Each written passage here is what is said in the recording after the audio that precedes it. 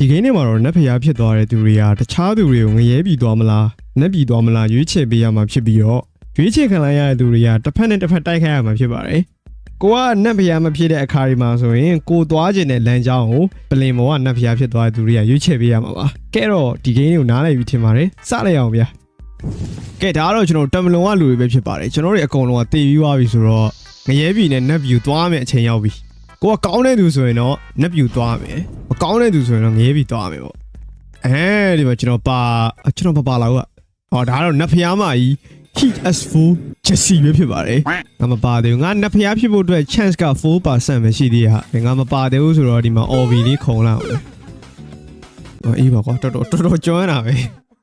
မျိုးကဒီဟာနိုင်ဝမ်ဘာရမှာလဲဒီနာကဒါလင်းနေအော်ထရောက်တော့မသေးဘူးလားဟာ respawn လို့လည်းမရဘူး